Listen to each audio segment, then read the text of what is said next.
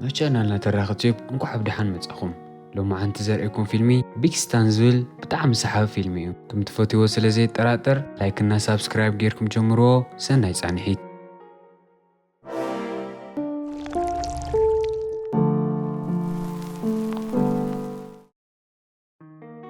استان او هيوتو كل نجر زلو حقوس كوينو او لاس انجلس نبه سبايو لامبرجين مكينان عوي غزان بتعم تفكرو قنجو بعالت غزان لوتو استان ناي ريل استيت بعل مويان تخون ناي مشات كእلتو بتعم العليو ابز حاجزه اتخእلتو شويدكا قرشم نمسراق يتقملو كومنا غره دمايو اتافتو طريو حدا معلتي بلاويس موتيوم بتسرحسو أسيروم يوسدوه أفرد بيت اتدانيا 3 عامات يفردلو استان كاوزو خونتات زنخوص بتعم تهانتيو سلازناره نتتوقو نتدانيا غوبو نخوو ينغرو اتتقا كم تستوهالو غيرو نتدانيا غوبو يخفلو يخون دا امبر زن غوبو زين نستان قدم مأسارو 6 ورحي مدالي غيزه طرحي هيو استان بزينازي بتعم يدنغيصو انتو حدا حنت عامات و6 ورحي تأسيرو خوصيو حسيو نيرو امبر 6 ورحي زايز تناوحلو منم يتتقمن اتتوقو غن كندو ጭና ሰብ ስለ ዘይነበረ ናብ ብራዚል ከይዱ ፈጺሙ ንኸይምለስ ይመኽሮ ስታንግን 7 ሚሊዮን ዝኣክል ቅርሹ ኣብ ባንኪ ተታሒዝዎ ስለኒ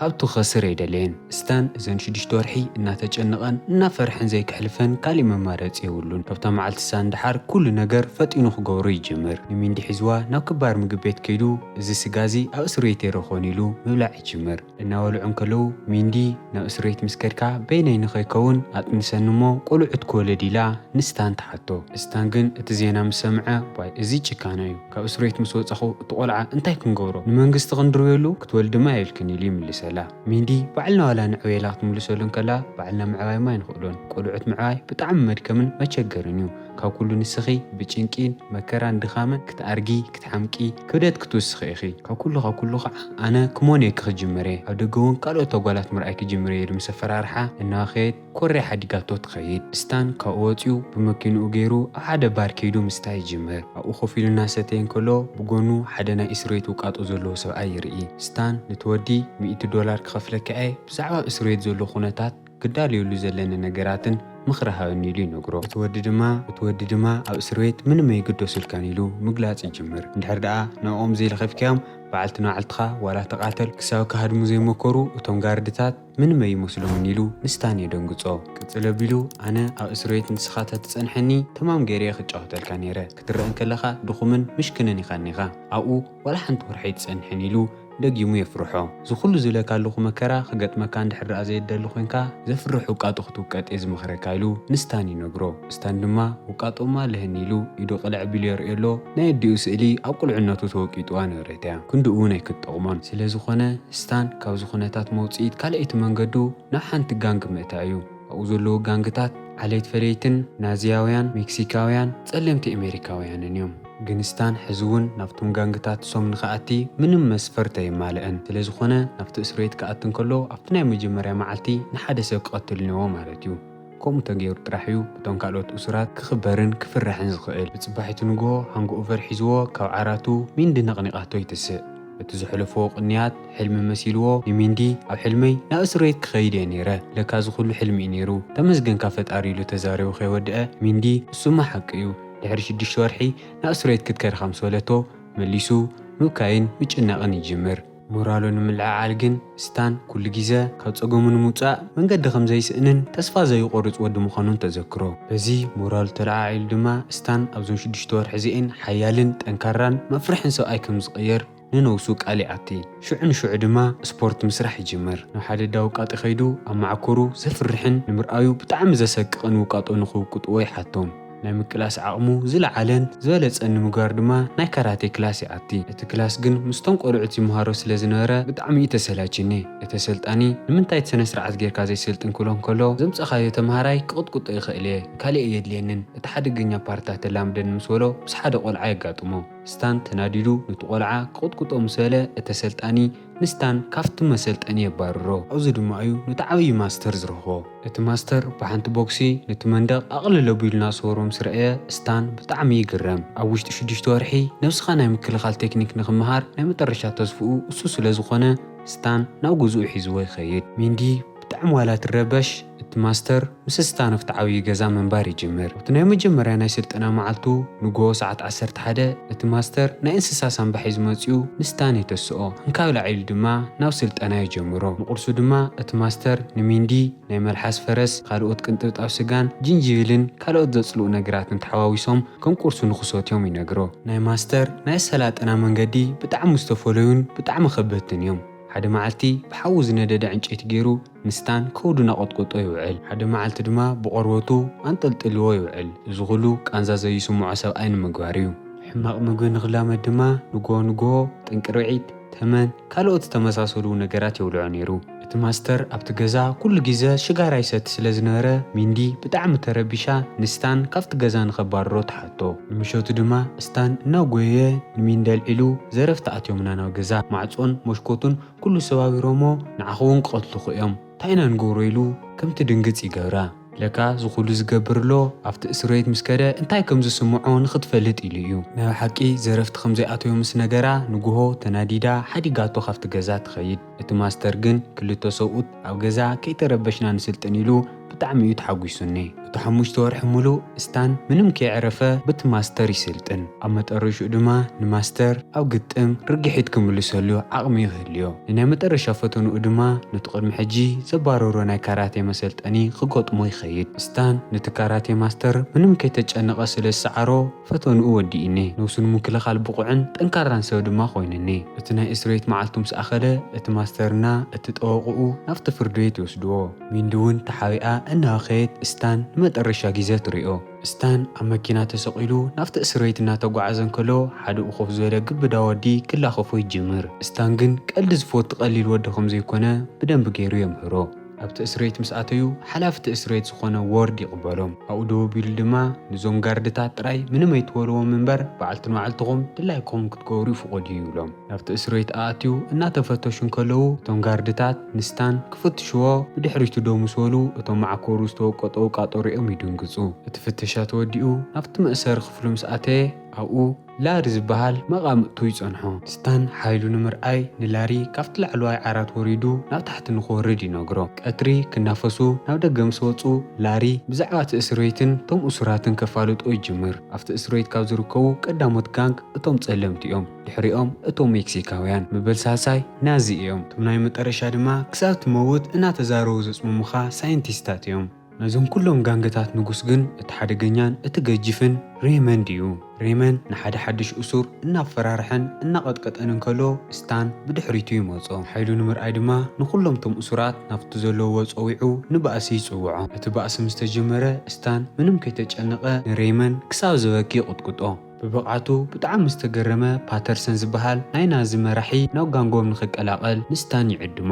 ስታን ግን ንዕኡ እውን ብቦክስ ወቂዑ ኣብ መሬት የውድቆ። ድሕሪኡ እቶም ናይ ጸለምቲ ጋንግ መጺኦም ሬመንድ ምቕጥቃጥ ማለት ንዓና ምቕጥቃጥ እዩ፣ ሕጂ ድማ ንስኻ ተሰባቢርካ ኮፍ ከም ትብል ክንገብረካ ኢና ኢሉ እቲ መራሒኦም ይዛረቦ።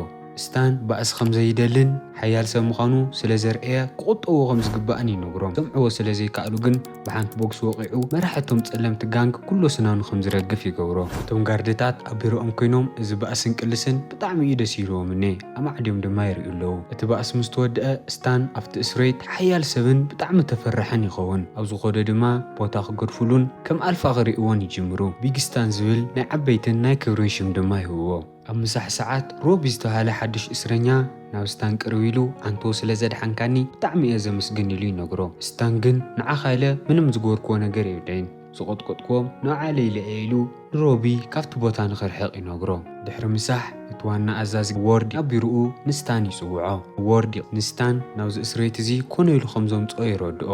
ምክንያቱ ድማ እዚ እስር ቤት ኣዕፅዩ ዓብዪ ናይ ሪል ስቴት ማእኸል ክገብሮ ስለ ዝሓስብሎ እዩ።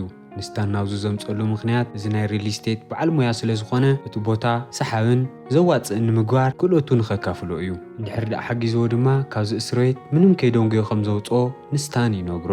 ስታን እዚ ነገር እዚ ብጣዕሚ ስለ ዝተመችዮ ጋእ ከይበለ ይስማዕማዕ። ግን እዚ እስር ቤት ከመይ ኢልካ ኢኻ ክትዕፅዮ ኢሉ ንጋስ ምስ ሓተቶ ጋዝ እሳ ክፋልሳ ሚስጥር ገይሩ ከጽንሓ ይመርጽ። ድሕሪ ግዜ ኣብቲ እስር ቤት ተጻረርቲ ዝነበሩ ጋንግታት ንስታን ንምቕጥቃጥ ምትሕብባርን ምትሕግጋዝን ይጅምሩ። ሓደ መዓልቲ ነብሱ እናተሓፀበ እንከሎ ፓተርሰን ካብ ብሩሽን ላማን ዝተሰርሐ ካራ ሒዙ መፂኡ ንስታን የጥቅዖ ስታን ግን ብሳምናን መእሰሪ ጫማን ገይሩ ናንቻኩ ኣዳልዩ ስለ ዝፀንሐ ብኣ ገይሩ ንፓተርሰን ከም ዘይትስእ ገይሩ ይቕጥቅጦ ኣብ ሆስፒታል ተወሲዱ እንከሎ ስታን ሰወይቱ ብጣዕሚ እዩ ዝናፍቃሎ ክረኽባ ብጣዕሚ ስለ ዝደለየ ድማ ነቲ ጠወቕኡ ደው ኢሉ ከመይ ከም ዘላ ይሓቶ እቲ ጠወቕኡ ግን ክሳብ ሕዚ ከም ዘይረኸባን እቲ ናይ ፍትሕ ወረቐት ገና ከም ዘይለኣኸህሉን ይነግሮ ድሕሪኡ ናብ ናይ ላሪ ቢሮ ኸይዱ እቲ ፕሮጀክት ክሰርሖን ከጻርዮን ይጅምር ሓደ መዓልቲ ድማ ዳን ዝተባሃለ ናይ ባንግላዴሽ ፖለቲከኛን ማፍያን ይፋለጥ ዳን ንጋሪ እቲ እስር ቤት ከም ዝዕጾ ንኽምግባርን ናብ ሪል ስቴት ንምቕያርን መሳርሕቱ ኮይኑ እዩ ዝሕግዘሎ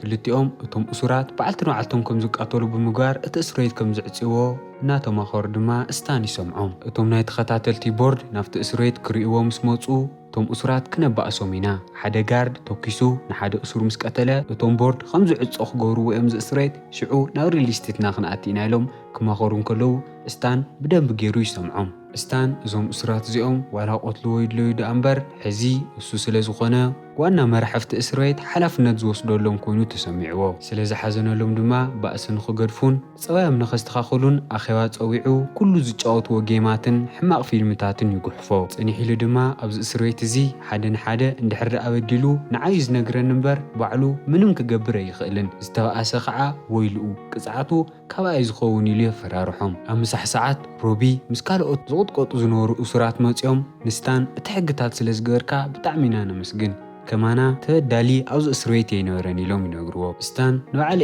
ገይረዮ ኢሉ ኣቃሊሉ ክሕልፎ ይሞክር ሮቢ ግን ዳሓነ ንዓና ከም ትግደስ ብደንቢ ይርድአና ኢሉ ንስታን ይምልሰሉ ስለ ትሕግዘና ኣለኻ ድማ ንዓኻ እውን ክንሕግዘካ ስለ ንደሊ ናብ ጋንግኻ ንኽንኣቲ ፍቓድ ሃበና ይብልዎ ንዖም ምስ ፈቐደሎም ካልኦት እሱራት እውን ናብቱ ናቱ ጋንግ ንኽኣትዩ ፍቓድ ክሓትዎ ይጅምሩ ንኹላቶም ፈቒዱሎም ጋንጉ ሰፋሕን ዓባይን ምስ ኮነት ላሪ ሚንዲ ዝለኣኸህሉ ደብዳቤ ንስታን ይህቦ ስታን ቅድሚ ሕጂ ንዝገበርክዎ ነገር ኩሉ ይቅርታ ኢሉ ደብዳቤ ጽሒፍላ ስለ ዝነበረ ሕጂ እሳ እውን ይቕረ ኢላ ክትረኽቦ ከም ትደሊኣ መሊሳ ጽሒፋሃሉ ሕጂ ድማ ደጊማ ክትሪኦ ትደሊኣ ድሕሪ ዝተወሰነ ግዜ ኣብቲ እስር ቤት ስታን ንጉስን ከንቲባን ፖሊስን ይኸውን ኣብቲ ውሽጢ እስር ቤት ንዝተለዓለ ችግር ይኹን ፉኽክር መፍትሒኡ ባዕሉ እዩ ማንም ኣይበኣስን ቀስናወሉ ድማ እቶም እሱራት በዓልቲ ንባዕልቶም ክፋተዩን ክቀራረቡን ይጅምሩ ሓደ መዓልቲ ሚንዲ ንስታን ክትሪኦም ምስ መፀት ብወርድን ተፈቒድሉ ብሓደ ይውዕሉ ኣብ ተመሳሳሊ ሰዓት ሓላፍቲ እስር ቤት ዝኾነ ወርድ እቶም እሱራት ከም ቀድሞም ይበኣሱን ይጨቓጭቑን ስለ ዘየለዉ